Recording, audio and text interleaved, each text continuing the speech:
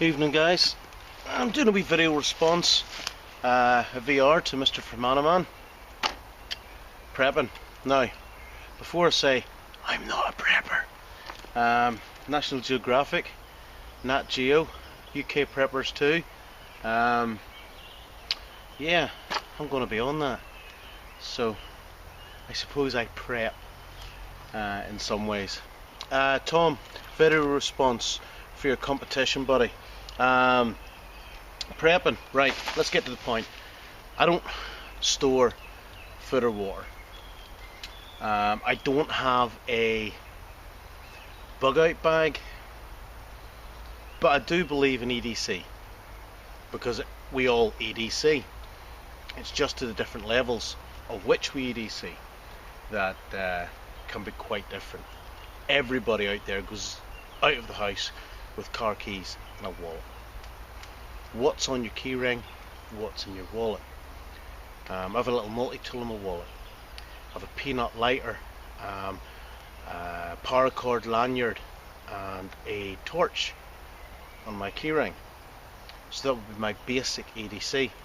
I always carry a little Swiss Army knife in the pocket of my jeans or work trousers. Most people do.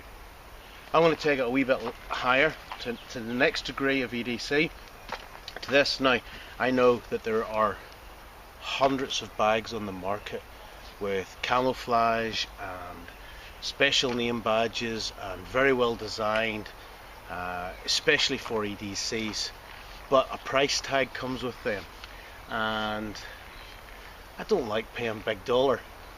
I'm from an area in Northern Ireland where we're renowned for being tight with the pound, so I always try and look for a bargain, and this is my little Woodland EDC. It's a DeWalt tool bag. Picked it up in a discount store and it has served me well. It's a great little bag. Wear it on the hip.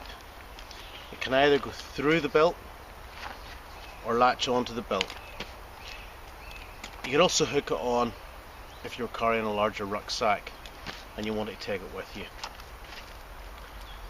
And I put a little light just on the side of it for quick access. So my video response to Tom, MrFermanaghman, is going to be going through this. This is what I always take out into the woods with me when I'm not carrying a bigger bag. Today I'm out for a dander because work was madness today and I wanted to get out into the woods and to shower the head, so I came out. I've got you along and I've got this, and I'm going to take you through this now. So let's. Okay, so guys, Tom, let's take a wee bit of a closer look at the bag in question. I said DeWalt from a discount store, TK Maxx, reduced. Been looking around for a while for an EDC. I look at Maxpedition, I look at the brand names, I looked at what's out there. I thought, nah, I'm not willing to pay that money, so was in no hurry, took my time and came across this. It's robust. It doesn't call itself ballistical, it doesn't call itself tactical, it doesn't call itself an EDC, it doesn't say that it's going to survive the zombie apocalypse, but it's hard wearing. It's meant for a tool bag. It's meant to be a working item. So I thought it'd be more than capable of coming with me in the woods. You come to the front and you have a zipper where I keep cordage, paracord, bits and pieces that I've cut while being out in the woods. I needed to give them a home very quickly, so I stick them in the front of this. Okay, this velcros off quite securely, and we have a large opening in here, and there's a couple of items in here which I'll show you. Stubby pencil. little bit of pencil cut off with duct tape. A means of communication, of marking, and a means of repair. Yeah, everybody knows what these are. Striker, high visibility, they're in there. This is a diamond sharpening steel. The pocket, or the bag comes with 2 side pockets, and they're just handy for keeping items in.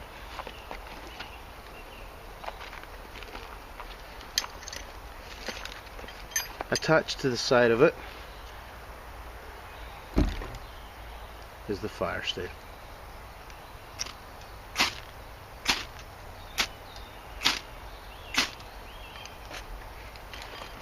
I've actually tied it on because I definitely don't want to lose a solid piece of combustion.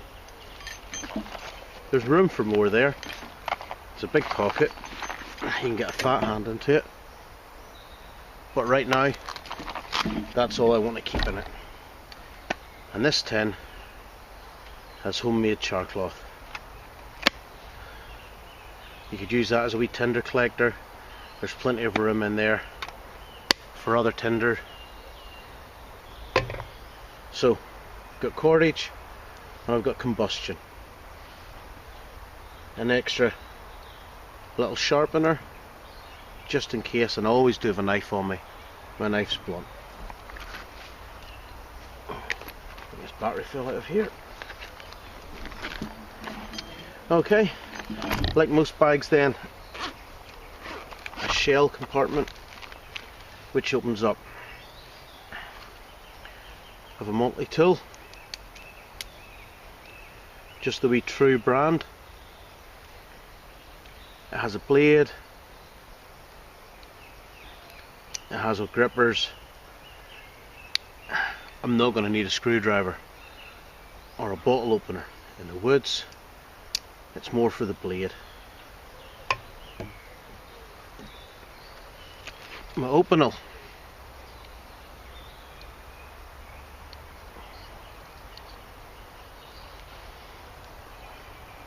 A reliable working blade. You ain't going to batten with it, but remember, I'm always going to have a fixed blade on me when I'm out in the woods. This is just a what if bag.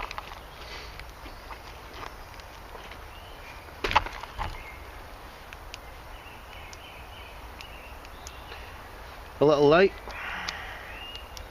It's not all singing, all dancing. It's cheap, off eBay. I don't use it, it's in that bag in case I need it.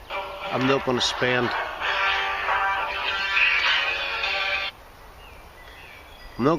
a whole lot of money on a knife or a torch that I might not need. Sorry about the phone call, guys.